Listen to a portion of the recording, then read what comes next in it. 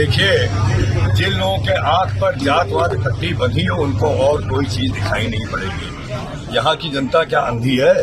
उन्होंने नहीं पता है कि सपा ने कितनी सड़क बनाई और बीजेपी सरकार में कितनी सड़क बनी। जो अपने बाबा जी के विकास कार्य की बातें कर रहे हैं वो अभी भी 8-10 जगह वो खाली बोर्ड लगे हुए हैं। यहाँ पे शिलान्यास किया गया था, जिसका मैं ऑन रिकॉर्ड में ये बात कहना चाहता हूँ आपसे कि जब 2014 के बाद यहाँ की जनता ने मुझे जिताया और मेरे पास वो लोग आए जिनसे इनके दलालों ने नौकरी के नाम पे पैसा वसूला था। मैं भी चाहता था कि अगर यहाँ फैक्ट्री लग सकती तो लगे, और मैं विद्युत मंत्रालय गया, मैंने चिट्ठी इस्पात मंत्रालय में लिखी और दुख की बात है कि एक भी मंत्रालय ने एक भी चिट्ठी, एक भी फाइल, यहाँ जो 13 शिलान्यास थे उसके संबंध में एक अक्षर वहाँ उन मंत्रालयों में नहीं मिला।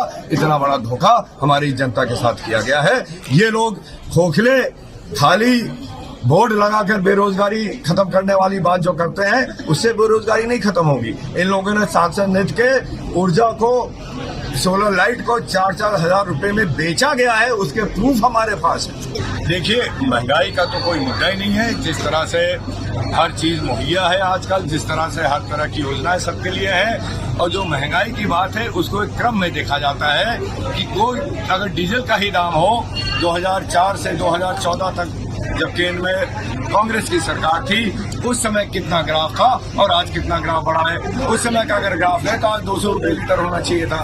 तो महंगाई तो कंपैरेटिव इश्यू होता है, लेकिन उसके साथ साथ आज हमारी सरकार हर तरह की योजना, चाहे खाद्यान्न हो, चाहे अनाज हो, चाहे सम्मान निधि हो, हर तरीके से इसको काउंटर भी कर रही है। आज हर वर्ग के लिए हमारे यहाँ तमाम योजनाएं हैं। और जहाँ तक विपक्षी और बातें हैं, विकास संबंधित बातें हैं या बेरोजगारी संबंधित बातें हैं, मैं उनसे ये पूछना चाहता हूँ कि सपा की सरकार, सपा के यहाँ पे मुख्यमंत्री 4 बार रह चुके हैं उत्तर प्रदेश में, कौन सा उन्होंने बेरोजगारी खत्म किया, कौन सा उन्होंने विकास किया? आज आपका यहाँ गवाह आपका क्षेत्र है कि कौन सा काम होता था, केवल फर्जी शिलान्यास करके चले गए थे लोग। आज हमारे यहाँ 3-3 ओवरब्रिज बन रहा है, मेडिकल कॉलेज बन रहा है। क्या आप सोचते हैं मेडिकल कॉलेज में हमारे यहाँ के गरीब परिवार के छात्र पढ़ के डॉक्टर नहीं बनेंगे? क्या हमारे यहाँ जो इंजीनियरिंग कॉलेज उसमें यहाँ पढ़ के इंजीनियर नहीं बनेंगे? बेरोजगारी ऐसे खत्म की जाती है, खोखले नारों से नहीं खत्म की जाती है। हमारी सरकार ने ठोस काम जमीन पर करके दिखाया है और बेरोजगारी को भी खत्म करने के लिए तमाम प्रयास हो रहे हैं। आज अगर अयोध्या में राम मंदिर बन रहा है तो क्या आप नहीं सोचते कि उसका जो रिजल्ट होगा वो हमारे पूरे गोंडा में कितने लोग उससे रोजगार पाएंगे? आज हमारी सरकार ने श्रावस्ती से लेकर खलीलाबाद तक 5,000 करोड़ रुपए की रेल योजना पास कर दिया है और आज उस पर जमीन ली जा रही है। ये नई रेलवे बन जाएगी, 5,000 करोड़ की रेल योजना।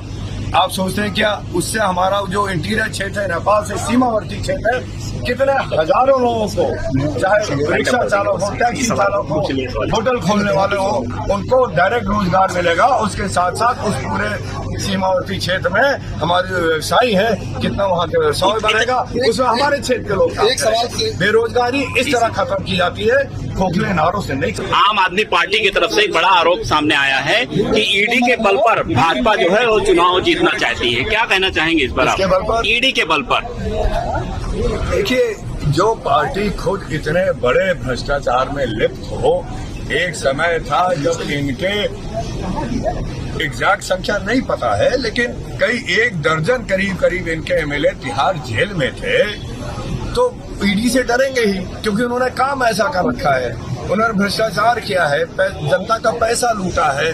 जो मुख्यमंत्री जो कहता था कि अगर मैं मुख्यमंत्री बना तो मैं अपने इस 4 कमरे के सरकारी आवास में ही रहूंगा, उन्होंने 6 प्लॉट इकट्ठा करके एक अपना बहुत बड़ा महल बना लिया। कहाँ से बना लिया, कहाँ से आया पैसा?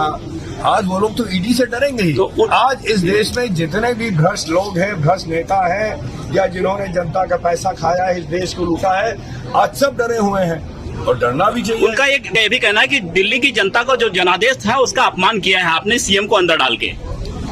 देखिए, अपमान तो इन्होंने किया है।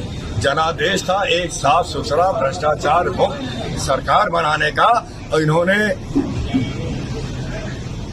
लिकर के ठेके को लेकर, जिस तरह से और चीजों को लेकर जिस तरह से पैसा लूटा है, तो अपमान तो इन्होंने किया है।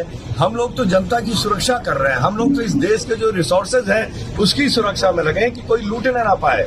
हम लोग तो देश की चौकीदारी कर रहे हैं। इतना सारा काम आपने बताया, लेकिन उसके बावजूद विपक्ष को ये काम क्यों नहीं दिखता है? उसका क्या वजह है? हमने कहा तो वजह क्या है? उन्होंने तो आंख पे पट्टी बांध रखी है और उस पट्टी को जब बांधे रहेंगे तो कुछ नहीं देखेगा।